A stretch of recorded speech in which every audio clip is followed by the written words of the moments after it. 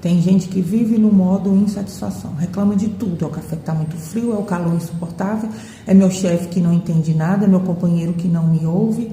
Talvez você seja essa pessoa.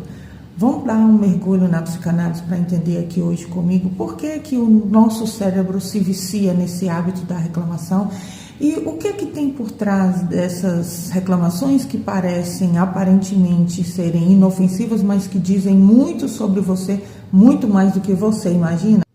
Para a psicanálise, reclamar de forma crônica é menos sobre os problemas em si e mais sobre o sujeito, como ele lida com as frustrações, com as angústias, com o desejo. E a gente está interessada não em fazer com que a pessoa pare de reclamar, mas entender o que esse ato de reclamar está encobrindo, o que ele diz sobre o sujeito. Quando você passa por uma tensão psíquica, uma angústia, uma frustração, uma ansiedade, uma insegurança, você tenta liberar isso de alguma forma. E aí você tenta ter o alívio daquela tensão. E aí você busca formas de descarga. Quando você reclama, você ativa o corpo, você aumenta a circulação e isso gera uma sensação momentânea de alívio, porque você libera dopamina e adrenalina. Só que isso é momentâneo, logo essa tensão vai voltar. Sabe uma panela de pressão que ela tá, quando ela pega a pressão e o pino dela começa a querer explodir, começa a fazer aquele barulho, você fica com medo da panela estourar, você vai lá e abaixa o pino, controla, mas um tempo depois o pino volta a querer, fazer aquele chiado todo. Por quê? Porque você entra num ciclo de repetição, aquilo ali não cura, é só um alívio instantâneo. Outro ponto aqui é que quando você reclama, você tem um ganho secundário. Você reclama para receber atenção, para receber carinho. Isso pode ter vindo de lá da infância, onde você construiu um idioma afetivo com base na reclamação.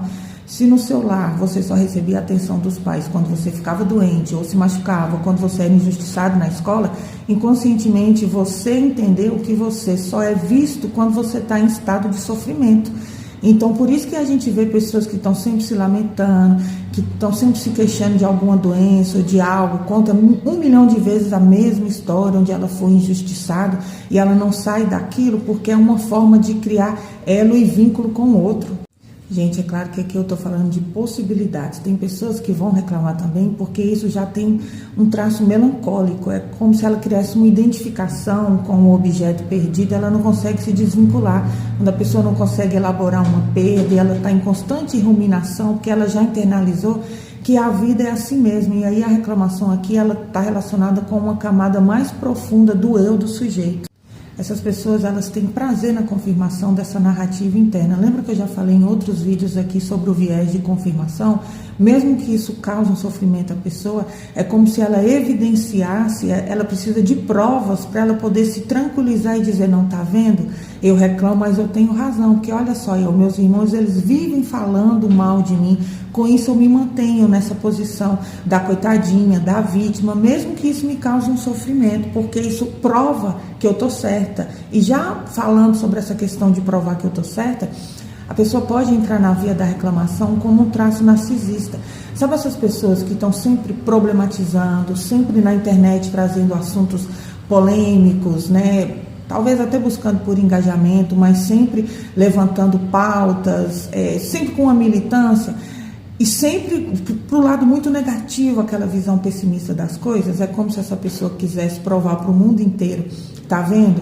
Eu vejo o que ninguém vê, tá vendo como eu tô certo? Isso alimenta o ego, porque coloca ela como a mais lúcida dentre todas, a que enxerga o que ninguém mais está enxergando. E tem também a reclamação que pode entrar como uma forma de defesa do ego, um mecanismo de defesa, é onde eu reclamo de tudo, já falei até sobre isso aqui em outros vídeos, onde eu coloco a culpa em todo mundo menos em mim. Assim eu não preciso me haver, não preciso mudar, não preciso traçar novas rotas, porque é sempre o outro que me machuca, é sempre o outro que causa sofrimento a mim. Então eu estou sempre reclamando de tudo, eu sou a vítima da história o tempo todo. Vocês estão vendo aqui que o que separa esse reclamador eventual para esse reclamador crônico não é nem a frequência da reclamação, mas sim a função que essa reclamação exerce no inconsciente. Por isso que na psicoterapia psicanalítica, a meta aqui não é fazer com que a pessoa pare de reclamar, até mesmo porque isso Isso raramente funciona, mas sim tentar entender o que está por trás dessa queixa e ajudar a pessoa a transformar essa relação que ela tem com esse hábito de reclamar, ou seja, trazer esse inconsciente para o consciente. E aí o psicólogo vai ajudar a pessoa a entender como e quando surgem essas reclamações, né? Para ela tentar estabelecer uma relação mais saudável. É tentar fazer com que essa forma, essa reclamação não seja a única linguagem que a pessoa venha se desenvolver com o mundo. Levar ela a entender o que está por trás da sua reclamação, o que você ganha com isso. Você ganha atenção, você ganha validação, você ganha uma reafirmação das suas crenças, você mantém um vínculo com o passado, você mantém um elo com o outro.